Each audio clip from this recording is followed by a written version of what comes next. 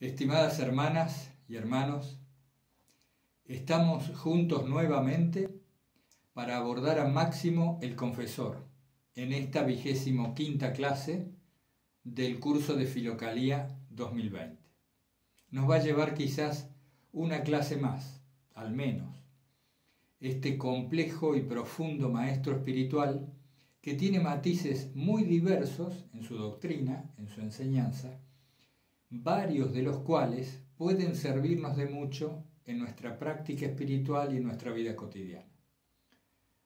Recordamos que el primer significado de este curso de Filocalía era ver si podíamos aprender algo de estos monjes que pudiéramos llevar en nuestro día a día y así tratar de sumarnos de alguna manera a esta vía de la ascensión espiritual que ellos predicaban y practicaban.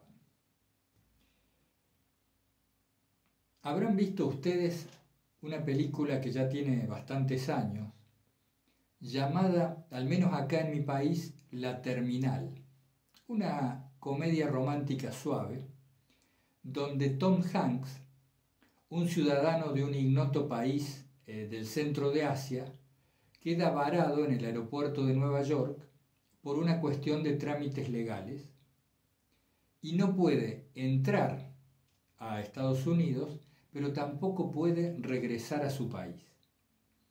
Esta comedia se desenvuelve casi toda en el aeropuerto de Nueva York, donde el personaje permanece mucho tiempo y empieza a construir allí una vida. No tiene más alternativa que empezar a vivir en el aeropuerto.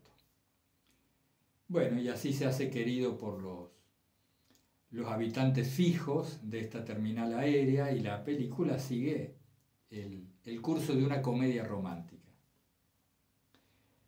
Ustedes dirán, ¿qué tiene que ver Máximo el Confesor con la película La Terminal?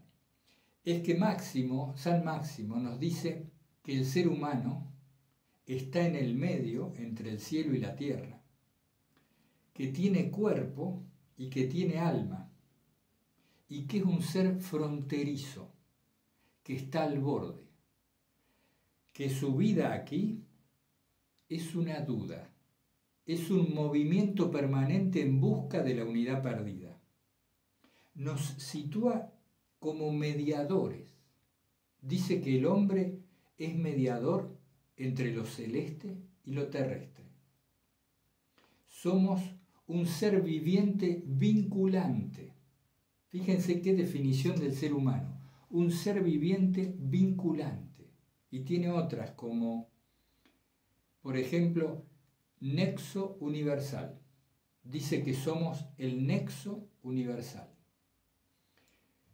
También ustedes saben que Máximo divide a la creación en el mundo de los inteligibles o de los no visibles y en el mundo de los seres sensibles, que también son los visibles.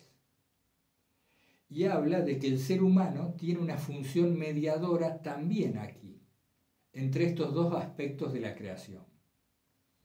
En una parte de sus textos dice que el alma es al ser humano, el alma es al cuerpo, al ser humano, lo mismo que Dios al cosmos.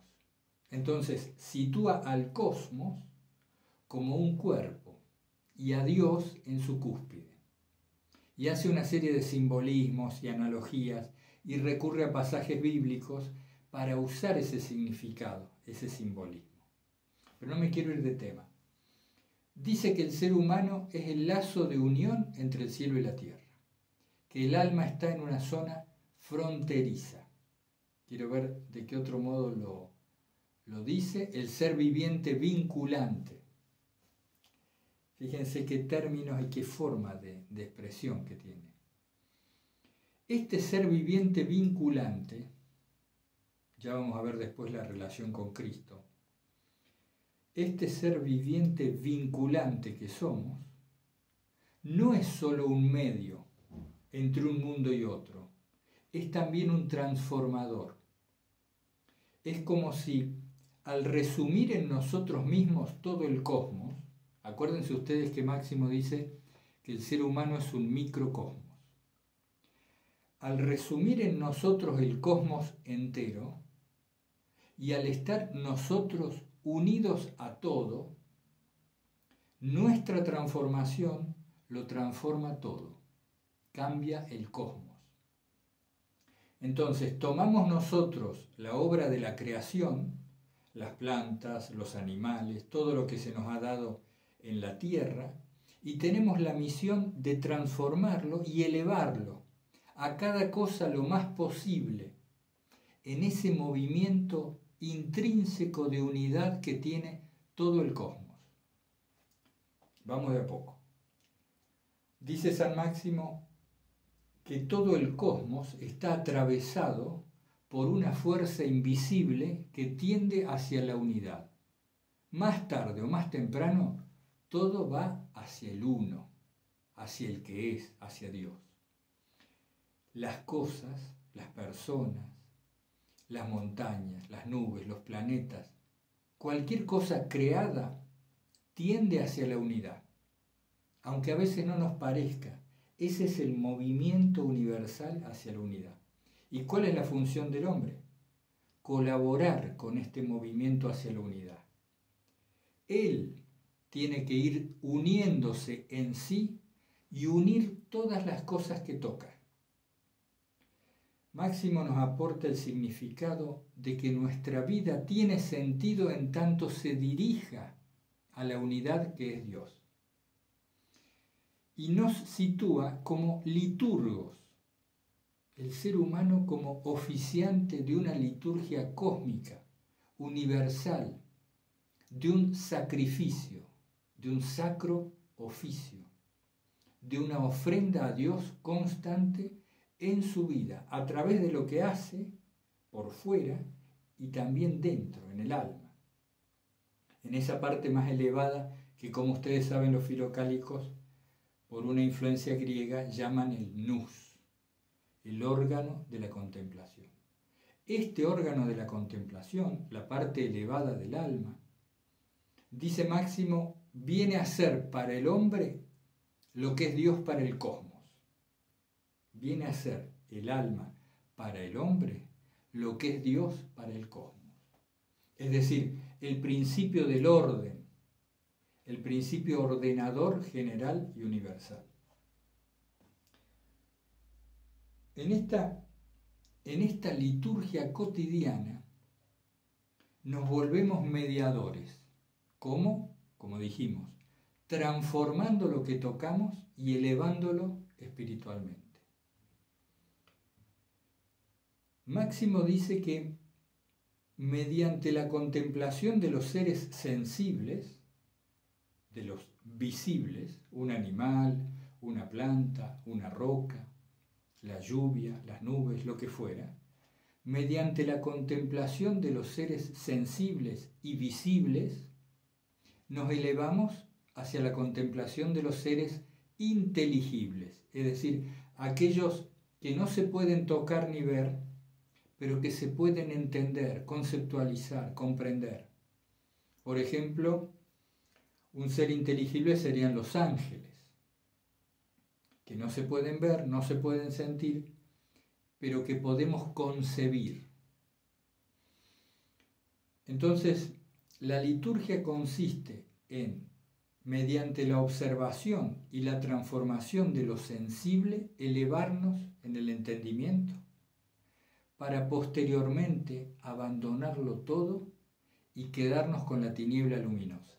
Es decir, con ese no saber absoluto, que cuando nos rendimos a ese no saber profundo que el ser humano lleva en sí, cuando nos rendimos es cuando podemos hacer la oración pura, que es lo más cerca que se está de la unión con Dios, al menos en lo que podemos comprender, según nos dice el confesor.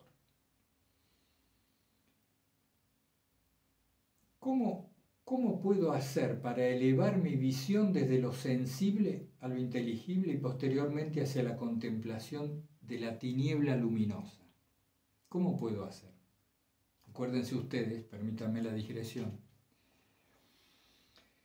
que Máximo toma conceptos de Orígenes toma conceptos de Evagrio Póntico y de otros, por ejemplo los capadocios, que lo preceden, y hace de eso una mezcla uniéndola con la revelación bíblica y no solo con la exégesis bíblica normal, con la interpretación normal de la Biblia, sino con un modo de leer la Sagrada Escritura muy cargado de simbolismo.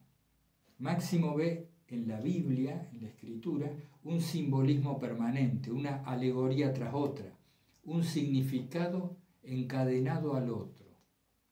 Y de eso hace su propia cosecha de esta influencia que vino de Evagrio, vino de Orígenes, vino de los griegos, incluso del mismo Platón, a través de otros, con esto del mundo de las ideas, ¿no? O el mundo de lo inteligible y lo sensible. Pero yo me preguntaba recién, ¿cómo se hace para ir de lo visible, a través de los seres sensibles, llegar a los inteligibles y después a la tiniebla luminosa que nos permite unirnos a Dios, a ese incognoscible, tan apofático, tan de Dionisio, que también Máximo utiliza? ¿Cómo se hace? Hay que tratar de advertir en las cosas las razones de las cosas. Y a través de esta visión, que es una mezcla de intuición y de gracia y de atención plena, a través de esta visión de las razones de las cosas, de las esencias que viven en las cosas, podemos intuir el mundo inteligible. Es decir, el mundo que no se ve, pero que puede entenderse e intuirse, se ha patentizado en el mundo sensible, en el mundo de la materia. El mundo de la materia está informado de lo que no es materia. Es como si estuviera atravesado por lo inteligible. Dice Máximo en palabras casi textuales, después leeré algún párrafo, que lo inteligible y lo sensible se interpenetran constantemente en una relación circular. El uno necesita del otro y se informan mutuamente. Pero veamos un ejemplo más práctico, más entendible. Giovanni Pico della Mirandola, un nombre muy musical, Giovanni Pico della Mirandola, un sacerdote, un monje de principios del Renacimiento, no quiero decirles el año porque no lo sé, no lo recuerdo ahora, decía que había algo que hacía que el can, es decir, el perro, se comportara caninamente, y había algo que hacía que el hombre se comportara humanamente, y así con todo. Enfatizaba él esto de la esencia de las cosas y de los seres. Hay una esencia que proviene de lo inteligible, que es lo que hace que los seres actúen como actúan, que tengan esa índole particular que los caracteriza. Entonces, cuando nosotros vemos a una mascota, por ejemplo, nosotros observamos a nuestra mascota y nos vinculamos a ella mediante el afecto. Pero esta observación nos permite intuir, por ejemplo, esa bondad innata de estos animales, este no rencor, esa ternura que siempre tienen. Es algo que nos permite adivinar su mirada, su comportamiento. Lo vemos sin esfuerzo, nosotros percibimos en los distintos animales y particularmente en las mascotas esa esencia de carácter, ese temperamento profundo que viene desde lo más íntimo de esa criatura. Eso que alumbra a través de sus manifestaciones es lo inteligible que lo atraviesa. Y así con todo. Es lo que nosotros sentimos o intuimos cuando se desata una tormenta, que a la vez nos puede suscitar pavor o asombro extático, quedamos como maravillados ante una gran tormenta, o cómo se nos refresca el ánimo con la lluvia sobre la tierra recién mojada. Es decir, todo esto, dice Máximo, tiene su correlato en el mundo no visible. El cosmos observable tiene su equivalencia en lo no observable, y eso es un camino hacia Dios. Nosotros como humanos tenemos que encontrar estas esencias y colaborar con la creación de Dios, elevándolo todo en consonancia, en armonía con ese otro mundo inteligible, en ese otro mundo de las ideas, diría en términos de Platón, que está más cerca del mundo celestial, pero que no lo es. Y el hombre se encuentra entonces entre medio del cielo y de la tierra. ¿Cómo se efectúa esta liturgia? En parte, como decíamos, observando o intentando con una atención plena, abierta, intuitiva, que invoca la gracia, en parte mediante esa observación esencial, y en parte mediante la transformación de nuestras situaciones, de cualesquiera hechos de nuestra vida, en ceremonia de alabanza. Máximo es terminante. Nos dice que el sentido de la vida humana no hay que buscarlo ni acá, ni allá, ni más allá. El sentido de la vida humana es ir hacia Dios, y para eso nuestros actos han de ser liturgia, ofrenda, sacrificio. Máximo el Confesor nos dice algo hermoso, que la vida tiene que ser una ceremonia. Es como si fuera una gran Eucaristía. Recuerdan que dije al principio que el ser humano está unido a todo. Esto lo podemos comprobar: el aire que entra en nuestro cuerpo y nos vivifica, el agua que bebemos, el sol que nos ilumina, comemos elementos que surgen de la tierra. Es decir, todo está interpenetrado, como decíamos recién, y al estar el ser humano unido a todo, importa mucho la transformación individual también, porque aunque nuestros ojos materiales no sepan ver la influencia, mi transformación cambia el universo, mi cambio lo cambia todo. Eso nos dice Máximo, y dota así de un sentido profundo nuestra vida, y aún a los momentos que podríamos considerar más nimios o más pequeños. Cuando nos vamos a dormir, el modo en que nos vamos a dormir, el modo en que despertamos, el modo en que lavamos, el modo en que estudiamos, y sobre todo, como ya lo dijimos en la clase pasada, el modo en que amamos. ¿Cuándo es que el ser humano se convierte realmente en un liturgo universal, en ese viviente vinculante, en ese nexo universal? Cuando ama. Amando se produce ya de por sí nuestra liturgia. El deber litúrgico es amar. Esa es nuestra vestimenta, ese es nuestro cáliz, esa es nuestra forma sagrada, ese es nuestro rito sacrificial, amar, porque cuando amamos, al ser microcosmos, interpenetramos el cosmos entero. Y aquí viene la vinculación, por supuesto, con Cristo.